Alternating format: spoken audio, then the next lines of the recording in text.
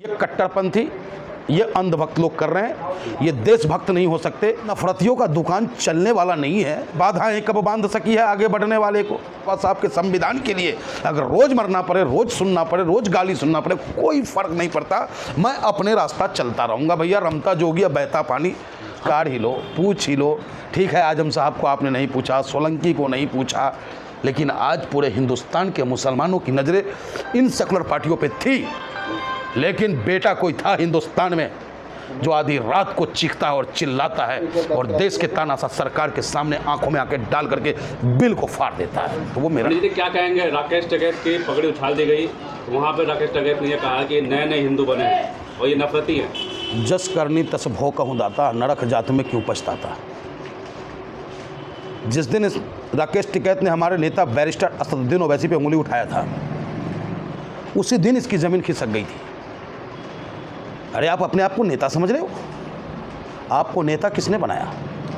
जब आंदोलन चल रहा था, हिंदुस्तान के तमाम बिरादरी के लोग, खास करके मुस्लिम समाज के किसान लोग पूरी ताकत के साथ आपके साथ खड़ा था। लेकिन आपको गलतफहमी हो गई कि मैं नेता, मेरा समाज मेरे साथ। अरे आपके कहने पे तो एक वोट डाइवर्ट नहीं हो पाया। जहाँ के आप रहने वाले हो, वहाँ जिसके समर्थन में आप वोट डलवाना चाह रहे थे, उसको वोट नहीं डलवा पाए। दिल्ली में हम चुनाव लड़ने आते हैं, 2 सीटों पे हम चुनाव लड़ते हैं, और आप हमारे नेता के बारे में आप शब्द बोलते हो। तो भैया जैसा करोगे वैसा भरोगे, विशेष ज़्यादा क्या बोलना है। न ये नेता है, न अभिनेता है भैया, इनका अपना दुकान चल रहा। हमें देश और समाज के लिए सोचना है। लेकिन कौन लोग हैं जो नफरती लोग आ चुके हैं क्या, जो सर्टिफिकेट बांट रहे हैं हिंदू कौन है, हिंदू कौन नहीं है? देखिए, जब राम था ना तो रावण था, जब कृष्ण थे तो कंस था। पुलिस की चौकी है तो चोर होगा, लेकिन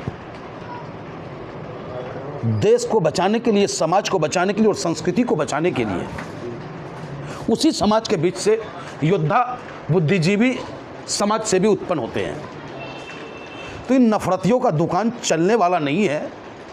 और जिस तरीके का कार्य वर्तमान में ये लोग कर रहे हैं, चाहे वो हरियाणा में दुकानदार को मारा जा रहा हो, आगरा में मारा जा रहा हो जाति पूछ करके, ठीक है, नैनीताल में जो घटना घटी वो निंदनीय थी, मैं उसका पुरजोर विरोध करता हूं। उसे तो फांसी पे लटका देना चाहिए, कोई समर्थन नहीं करता। क्योंकि बलात्कारी का समर्थक मैं नहीं, चाहे मुसलमान हो, चाहे हिंदू हो, कोई भी हो।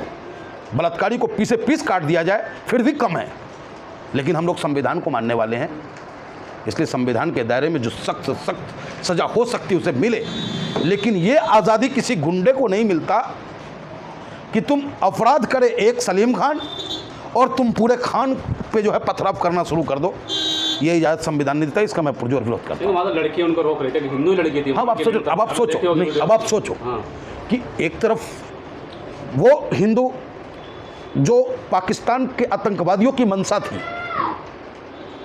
जाति पूछ के मारा, धर्म पूछ के मारा, कपड़े उतरवा के मारे। क्यों? क्या वजह थी?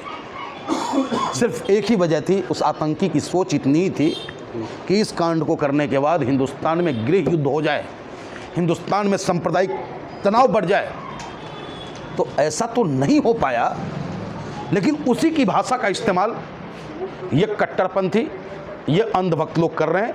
ये देशभक्त नहीं हो सकते। देश के प्रधानमंत्री आदरणीय नरेंद्र मोदी जी से और प्रदेश के मुख्यमंत्री योगी बाबा से मैं मांग करता हूं, ऑल इंडिया मजलिस इत्तेहादुल मुस्लिमीन मांग करता है कि ऐसे लोगों पे आप कार्रवाई करें। हम राष्ट्रभक्त हैं और राष्ट्रभक्त ही लोग इस देश में रहना पसंद किया जाएगा। नैनीताल के वो हिंदू जो लगातार मुस्लिमों पे अटैक कर रहे थे, वो तो उस लड़की को ही गाली बकने लगे। नहीं देखते हो आप हमें कितना ट्रोल किया जाता है।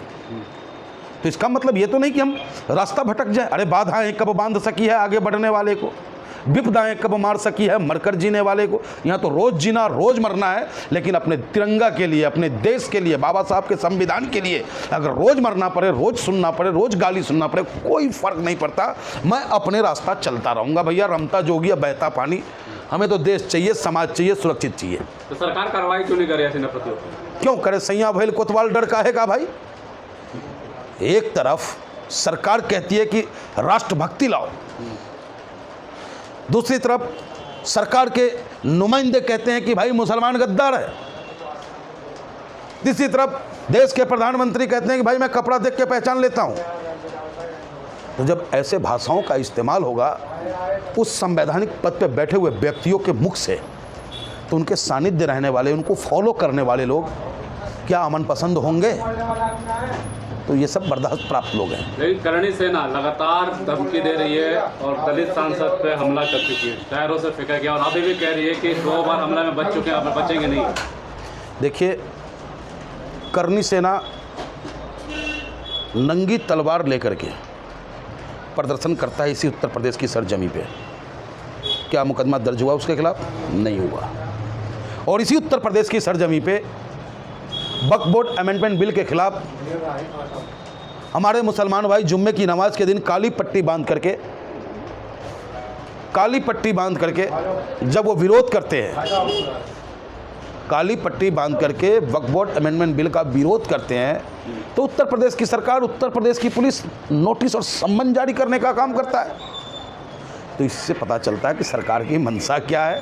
और रही बात रामजी लाल सुमन जी की, तो रामजी लाल सुमन जी को समाजवादी पार्टी ने बलि का बकरा बनाने का काम किया है। बलि का बकरा बना दिया। उन्हें बोलना था ये बातें जो इनसे बुलवाया। क्या उनके पास ठाकुर सांसद नहीं है? उनकी पत्नी ही ठाकुर परिवार से है, श्रीमती डिम्पल यादव जी। उनसे ही ये भाषण दिलवा देते।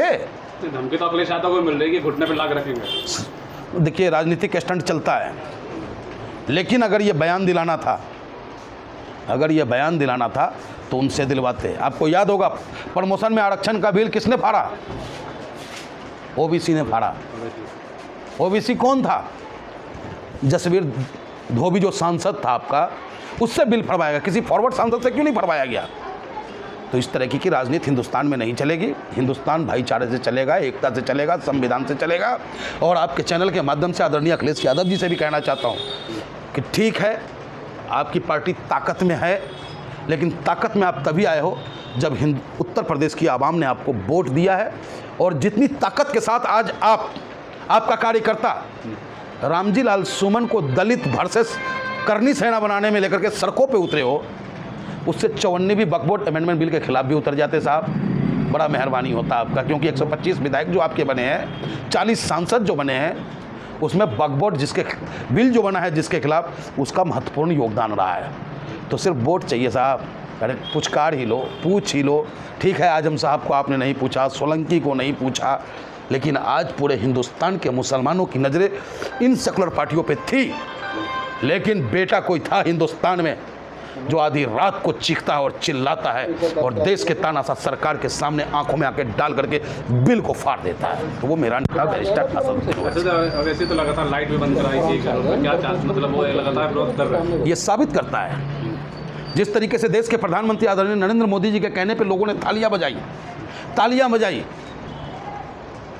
मेरे नेता के अपील पे हिंदुस्तान अंधकार में डूब गया। तो ये साबित करता है कि हिंदुस्तान अब बैरिस्टर असदुद्दीन ओवैसी साहब को अपना नेता स्वीकार कर चुका है।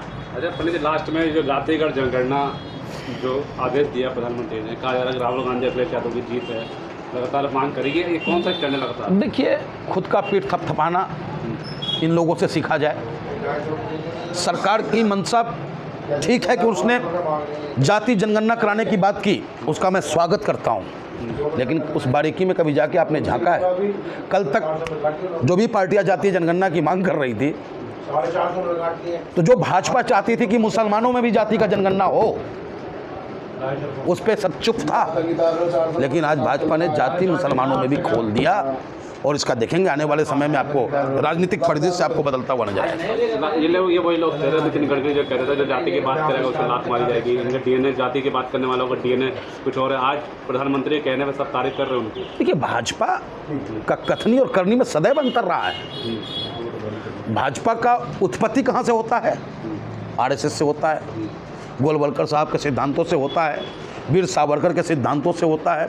लेकिन सुविधा अनुसार ये अपने सिद्धांतों से समझौता कर लेते हैं। कभी कश्मीर में अलगाववादी से सरकार बनाते हैं, कभी आसाम में अलगाववादियों से सरकार बनाते हैं, कभी मणिपुर मिजोरम में अलगाववादियों से सरकार बनाते हैं, और जब इनको अपना ताकत प्राप्त हो जाता है तो उन्हें ठोकर देने का काम करते हैं।